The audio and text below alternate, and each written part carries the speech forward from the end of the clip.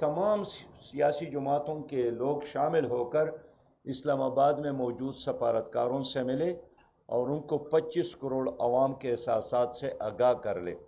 اس کے ساتھ لاہور سمیت کراچی میں ہم نے ملین مارچ کیا، پھر گزشتہ دن اسلام آباد میں ایک ملین مارچ ہوا، اور الحمدللہ اس مارچ کے وجہ سے وہ 4 جو بڑے پروگرامات اس دنیا میں ہو گئے، اسلام آباد کا یہ پروگرام ان 4 میں سے ایک تھا، جس کا شکریہ فلسطینی نمائندگان نے اور خود حماس کی لیڈرشپ نے ادا کی۔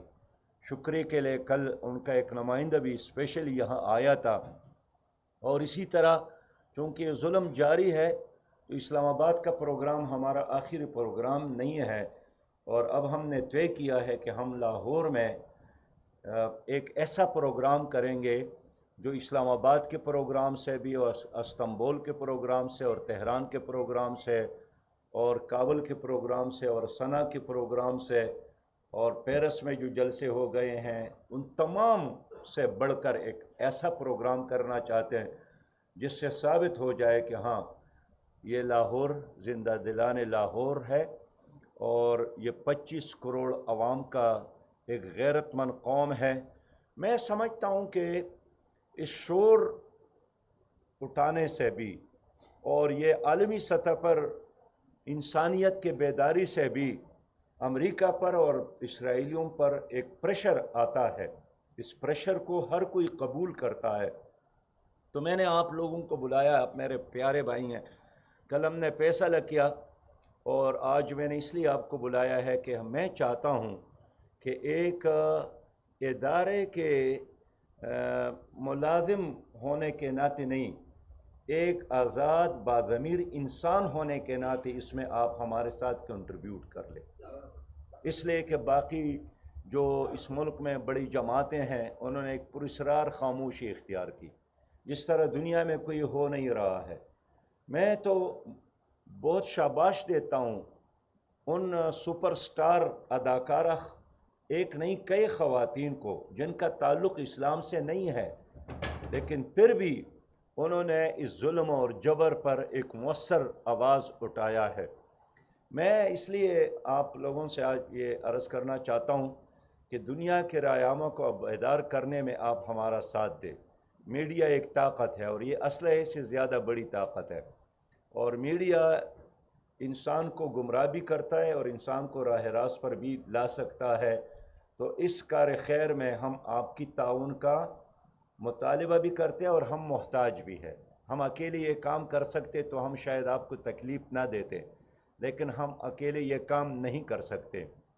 اسی طرح رایامہ کو ہموار کرنے، سوشل میڈیا کو استعمال کرنے، اردو میں، عربی میں، پشتو میں، پارسی میں، جس زبان کے ساتھ آپ کا تعلق ہے، پہلے اپنے مرحلے میں اپنے لوگوں کو بیدار کرنے، اور پھر عالمی سطح پر آپ کی ایک تصویر بھی دنیا کو جگانے کے لیے کبھی کبھار زیادہ مؤثر ہوتی ہے ان بڑے بڑے جلسوں سے۔ آپ نے دیکھا ہوگا کہ شام کے ایک بارڈر پر ایک بچی کی تصویر آئی تھی جو سمندر کے کنارے کہیں ان کی لاش پڑی تھی، لوگوں نے اس کو اٹھایا، تو اس لاش نے دنیا کو جو پیغام دیا، میرے خیال میں وہ 1 کروڑ لاؤڈ سپیکر میں وہ طاقت نہیں تھی۔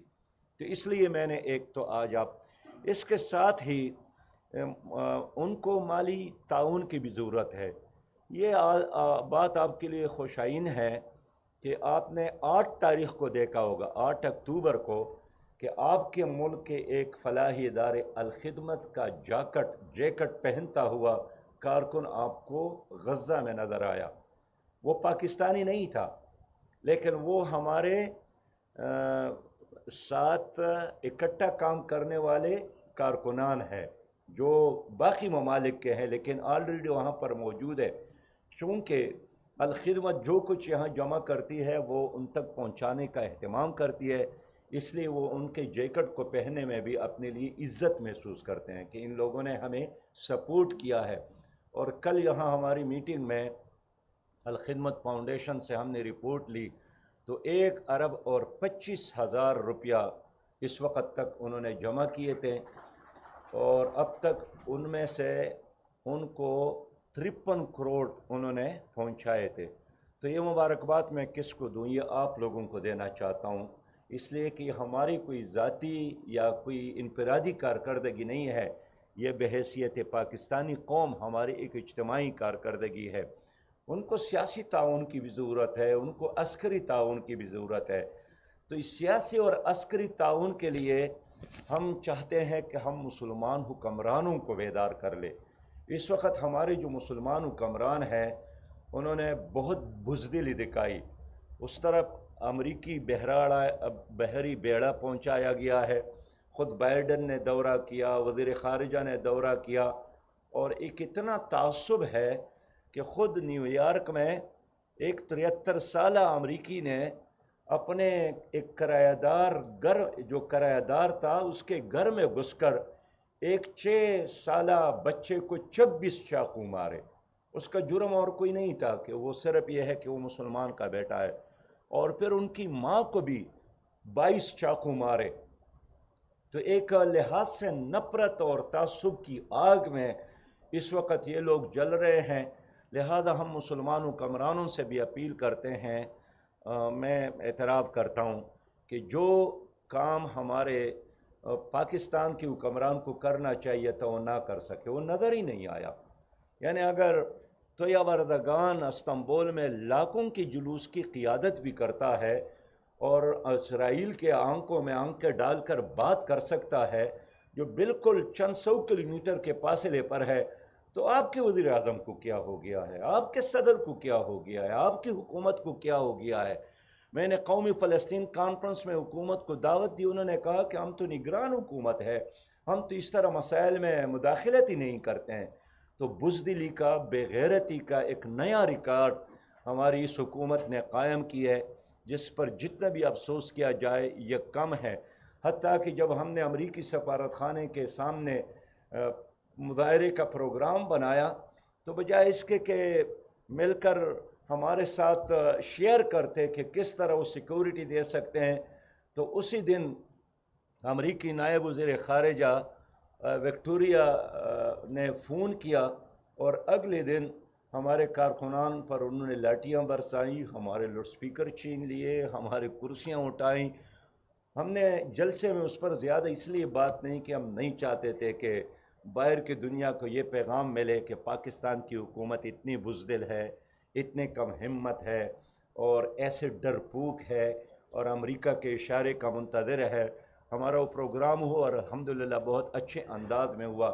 تو میں یہی ریکویسٹ کرنا چاہتا تھا کہ اس مہم میں آپ ہمارے اس پوری تحریک کو لیڈ کریں. آپ ہمارے بھائی ہیں، یہ ہمارا کوئی ذاتی مسئلہ ہے نہیں. 19 نومبر کو ہم چاہتے ہیں کہ لاہور کا ایک نیا شان اور ایک نیا رنگ لوگ دیکھیں کہ یہ علی حجویری کا شہر ہے، یہ علامہ اقبال کا شہر ہے، یہ سید مودودی کا شہر ہے، یہاں غازی علم دین بھی موجود ہے. تو میں چاہتا ہوں کہ آج اگر وہ لوگ نہیں ہیں تو کم از کم ہم ان کے نام کو اور اس شہر کی عظمت رابطہ کو دوبارہ بحال کریں. آخری بات جو میں عرض کرنا چاہتا تھا اور آپ لوگوں کو موقع دینا چاہتا ہوں، اس وقت پاکستان ایک معاشی بحران سے بھی دوچار ہے، سیاسی بحران سے بھی دوچار ہے اور اخلاقی بحران سے بھی دوچار ہے. ملک میں مسلح دہشت گردی بھی ہے جس کی وجہ سے امن نہیں ہے، اور ایک عام آدمی جب گھر سے نکلتا ہے تو اس کو اغوا برائے تاوان کا بھی خطرہ ہوتا ہے. صبح میں ایک گھر گیا، ایک گھر میں 5 لوگ مارے ہیں. پرسوں میں ملتان گیا، شجاع آباد، تو 5 مزدور تربت میں کام کرنے گئے اور ان کی لاش واپس آ گئے. ابھی میں واپس آیا تو کل پتہ چلا کہ مزید 6 مزدور قتل کیے گئے اور ان کی لاشیں واپس آ گئی. تو ملک میں شدید بدامنی ہے اور ایک لحاظ سے دہشت گردی ہے، اور اس طرح مسلح دہشت گردی اور معاشی دہشت گردی نے مل کر پاکستان کے عام انسان کو بالکل ان کے لیے سانس لینا اور جینا مشکل بنایا ہے.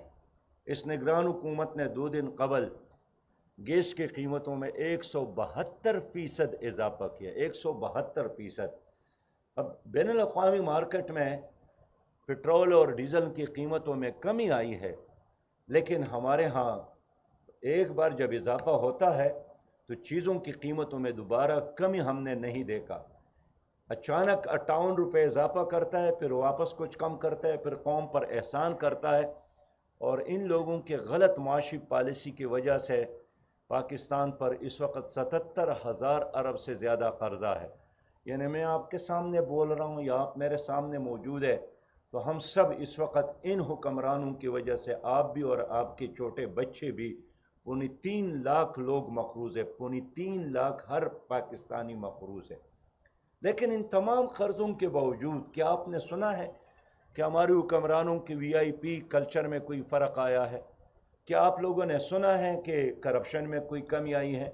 کیا آپ لوگوں نے سنا ہے کہ انہوں نے وہ جو مفت بجلی استعمال کرتے ہیں 220 ارب سے زیادہ، اس میں کوئی کمی آئی ہے؟ کیا آپ لوگوں نے سنا ہے کہ جو 550 ارب سے زیادہ لائن لاسز ہے، اس کا کوئی علاج ان کے ساتھ کوئی فکر کرنے والا، کوئی غم کانے والا، کوئی درد محسوس کرنے والا نہیں ہے؟ لیکن جب میں حکومت کی بات کرتا ہوں تو وہ صرف نگران حکومت نہیں ہے، یہ تو ایک مہمان حکومت ہے، چند دنوں کے لیے ہے۔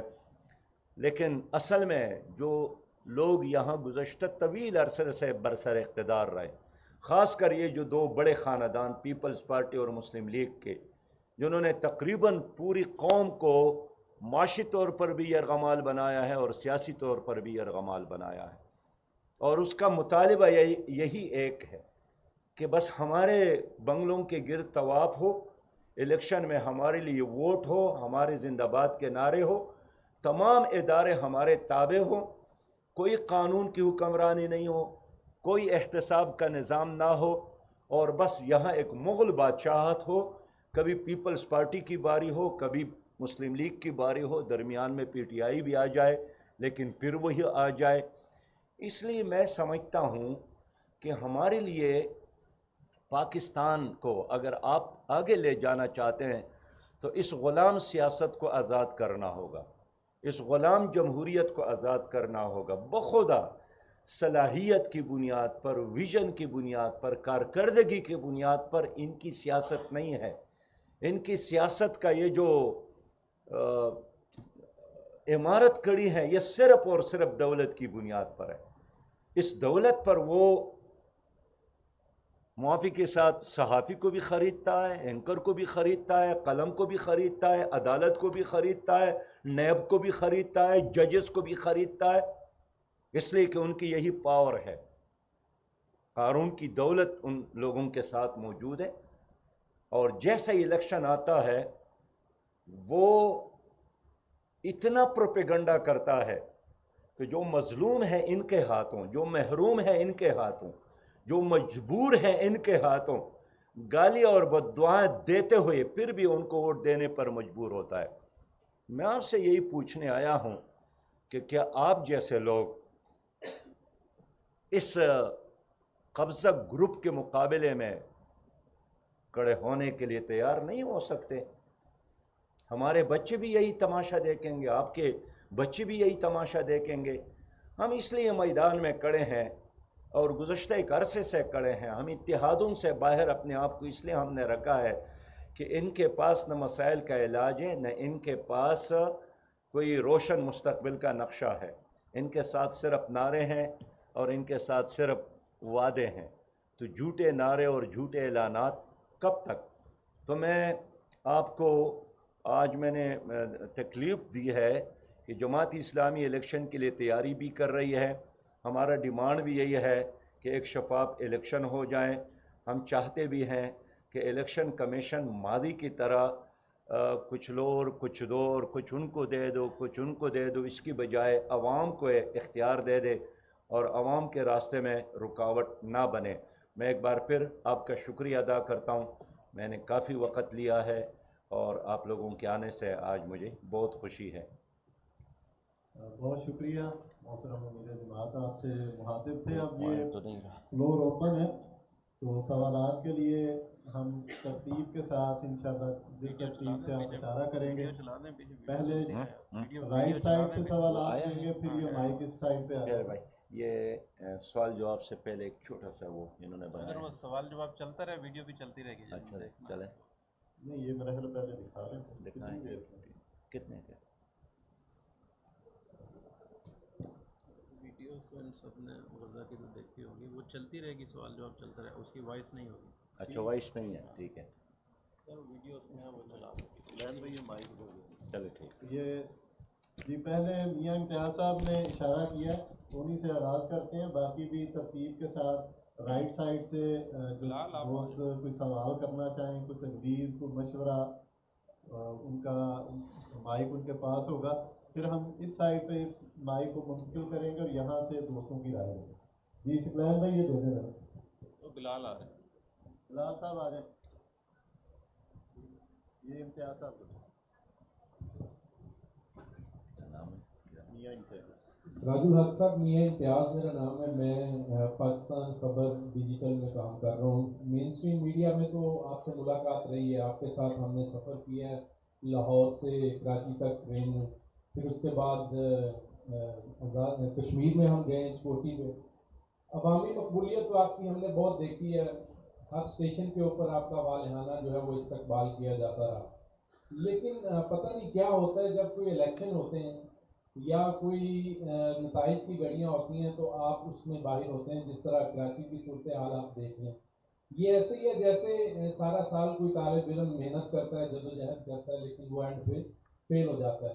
एक तो इसकी वजह बता दें कि ये क्या वजह है, आपने कभी इसके ऊपर गौर किया कि क्यों जमात इस्लामी को वो हिस्सा नहीं मिलता जो मिलना चाहिए, जिस कदर वो मेहनत कर रहे हैं। और दूसरे नंबर पे ये बता दें कि इलेक्शन आने वाले हैं तो किस करवट आप जाने वाले हैं, किसके साथ इत्तेहाद करने वाले हैं, या इंडिपेंडेंटली आप इलेक्शन में हिस्सा लेंगे। मियाँ साहब बहुत शुक्रिया।